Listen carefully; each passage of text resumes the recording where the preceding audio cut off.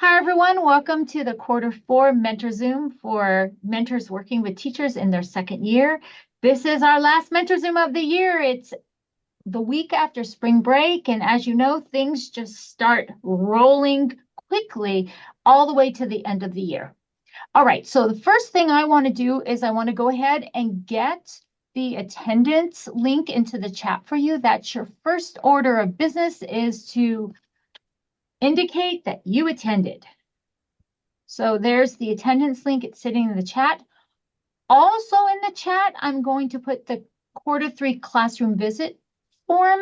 If you could give me an idea of when you did your Q3 visit. Oftentimes, just with the everyday happenings when you're running a classroom, you may not be able to zero it down to the exact day. Just know just an idea of when you did that Q3 classroom visit is fine. You don't need to pull out your calendar and target the exact day. Just an idea is fine. There's also a place to put any stumbling blocks that you encountered doing the classroom visits. Know that I do look at the feedback on these forums, and I do try to front load for next year and I do pay attention to the feedback that you give me.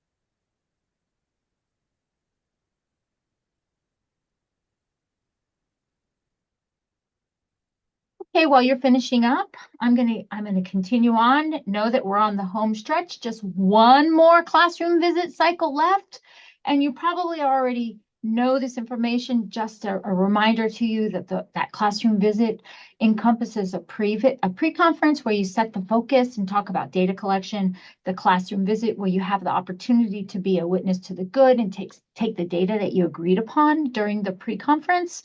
And then the post-conference is always all about that debrief, talking about next steps and what reflections came about from working through the classroom visit cycle.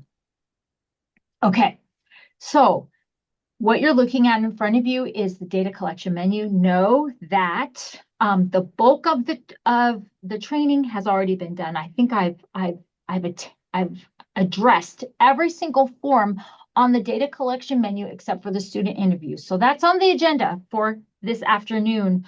And it's the only thing on the agenda for this afternoon. But before we move on to the student interviews, I just wanted to bring to your attention that these data collection forms, they're organized in topics. Know that there's a section on classroom management. There's some forms that attend to classroom management on the left-hand side. Those first 4 forms are all about classroom management and procedures.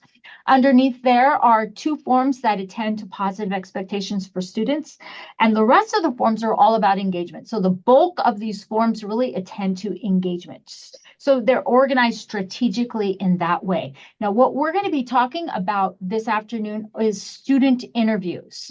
And just as the description would suggest, it's an opportunity for students to give the teacher feedback on how engaged they feel in the lesson. Remember that there's 3 kinds of engagement. There's behavioral engagement. Are students doing what you're asking them to do? Is their behavior attending to what engagement looks like? The second kind of engagement is cognitive engagement. Have students learned what you intended for them to learn? And that third kind of engagement is effective engagement. Do students like what they're learning about? How do students feel about the lesson? So what these 4 forms that you're looking at attend to is that effective engagement. And the 3 on the left ask the same question in different ways. The first one says, would you like to do more lessons like this? And there's the emoji that students can circle what emoji they think answers that question, as well as there's an area for them to answer the question, what would make this lesson better? That students can give some authentic feedback on how they feel about the lesson. And the form in the middle asks the same question, but just kind of a little differently. What would make learning more engaging? The third form allows the student to rate the engagement on a scale of 1 to 7. And again, that area for a student to give some feedback on how the engagement piece is going. Now, the engagement form on the right-hand side with the orange, that one's a little different. It allows students to engage, to assign a level of engagement on a scale of 1 to 7 at 10-minute intervals during the lesson. So if a teacher wanted to use this form, they could set a timer. And every time that timer went off at 10 minutes, the students would be directed to get out their engagement form and assign a level of engagement at that moment in time. And then the teacher would set the timer again for 10 minutes. And when the timer goes off, again, get the engagement form, and so on until the end of the period or the lesson. So there's those 4 engagement forms that are designed to gather how students feel about a lesson. At the end of the day, student opinions can and should drive instruction to some degree. We don't always have control over what we teach, but we always have control on how it is delivered. So those are those student interview forms. And with that said, we'll move on to this graphic on phases of first year's teachers' attitudes towards teaching. My hope is that all of your mentees came back from spring break feeling rejuvenated. Now, they're not going to feel rejuvenated with warmth. I'll say that much, but they should be rejuvenated knowing that there's only we're on the last little push to the end of the school year, and there's 2 months left. So I just wanted to remind you of these attitudes, and my hope is that they've come back rejuvenated, and reflection can occur at this point, and then anticipation for next year. That's really all I had for you. I wanted to thank you for all the work that you've done with your mentee. You've definitely played a part in a new to professions teacher's professional growth, and the district thanks you for that. Know that I will be submitting your names to Betty Hall for payment at the beginning of May, in the hopes that you'll get your payments on the May payroll at the end of the month. So know that I will be submitting those names. And the last thing that I want to mention is that do not remember to document your domain 4 professional responsibilities at the beginning of every year. You get the opportunity to provide artifacts to your principal on domain 1 and domain 4.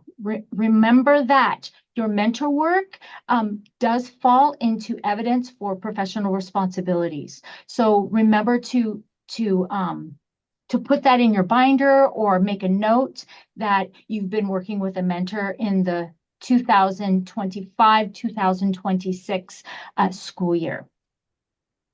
And with all that said, the last item on the agenda for this afternoon is to get into your Google Drives. Make sure that you have your Q4 pre and post conference forms. And if you feel like you're ready to rock and roll for Q4, just give me a thumbs up and feel free to log off. And again, I thank you for your participation, and have a great Q4.